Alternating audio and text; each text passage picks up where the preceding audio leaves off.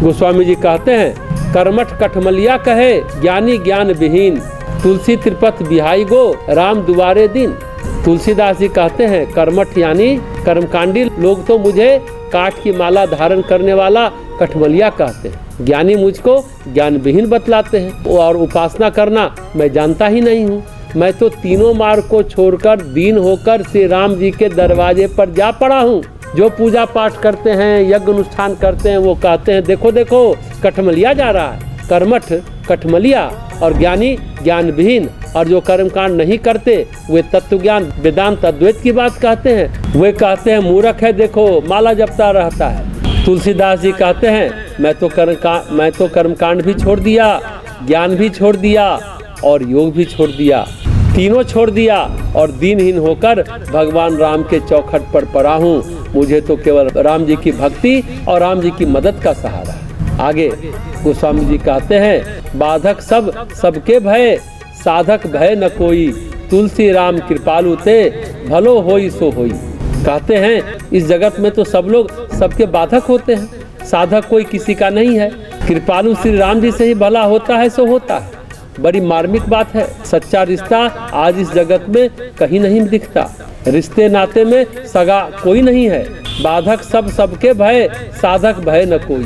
केवल राम जी ही साधक है, उन्हीं से केवल भला होता है, बाकी किसी से भला नहीं होता। गोस्वामी जी ये उद्बोधन के प्रकरण में जो कह रहे हैं उसको गहराई से सोचे तो जगत अपने आप में बाधा है। संसार में अलग अलग मति, अलग अलग रुचि, अलग अलग कर्म, अलग अलग प्रवृत्ति, सभी तरह के लोग। कर्मठ लोग मुझे काठ की माला जपने वाला कठमलिया कहें। इन संसार में जो व्यक्ति जो कर रहा है उसे लगता है वह सही कर रहा है, वही सही कर रहा है, उसके हिसाब से सही है भी। उसके विपरीत जो कर रहा है वो गलत है। उससे अलग भी जो कर रहा है वह गलत है भी, उससे अलग भी जो कर रहा है वह गलत है भी। तो तुलसीदास जी कह रहे हैं जगत में सब अपने अपने हिसाब से सोच रहे हैं। आज जगत में कोई सहारा नहीं है, कोई आश्रय नहीं है, कोई सहयोगी नहीं है। आपको ऐसा लगता है तो ये भ्रांति है। जगत में विरोधी और निंदक ज्यादा है। जहाँ ज्ञान का आचरण करने वाले लोग हैं और आपका विरोध करने वाले हैं, ऐसी अवस्था में कहाँ जाएं? तो गोस्वामी जी कहते हैं राम जी का सहारा पकड़ो, राम जी के सहारे से अपने गंतव्य तक पहुँच जाओगे। आज राम जी ही एकमात्र सहयोगी हैं इस स्वार्थ और अहंकार की दुनिया में। राम जी हर तरह से सहयोग करते हैं, बाकी कोई सहयोग नहीं करता।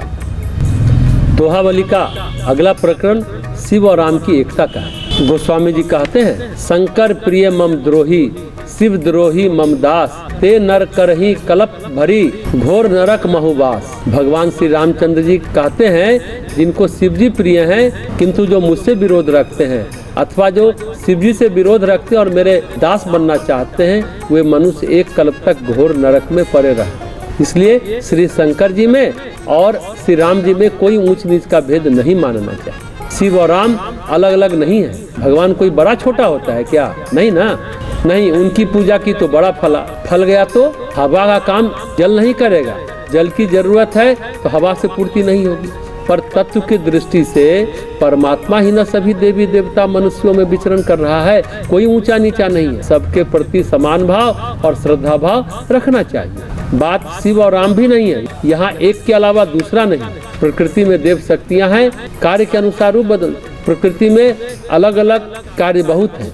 जैसे घर परिवार में सभी सदस्य की अपनी अपनी भूमिका है। सृष्टि में सृजन भी है, संहार भी है, और दोनों चीजें जरूरी है। नई चीजों का बनना भी जरूरी है और पुरानी चीजों का मिटना भी जरूरी है।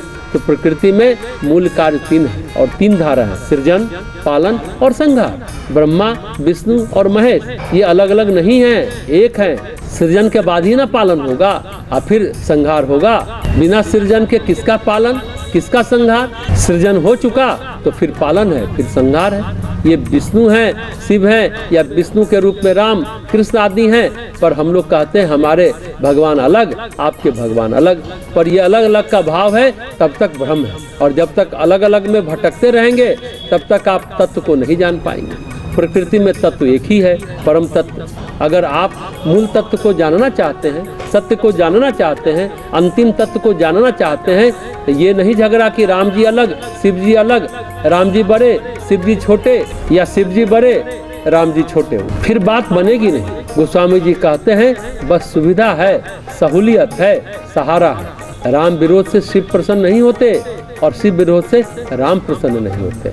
इसका कोई मतलब नहीं है। ध्यान से समझेंगे, देखेंगे तो राम के हृदय में शिव मिलेंगे और शिव के हृदय में राम मिलेंगे। मूल तत्व दो चार नहीं, एक ही है। समस्या यही है बस कि परम तत्व की धारणा हो ही नहीं पाती, तो साकार की उपासना आसान लगती है क्योंकि निराकार की धारणा नहीं होती।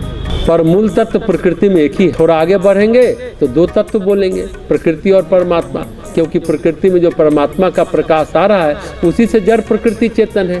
प्रकाश की किरण बिखर रही है सूर्य से। सूर्य एक है, किरण अनेक है, छन छन कर आ रहा है। ये अपना रूप बदलती रहती है, बाकी कुछ है ही नहीं।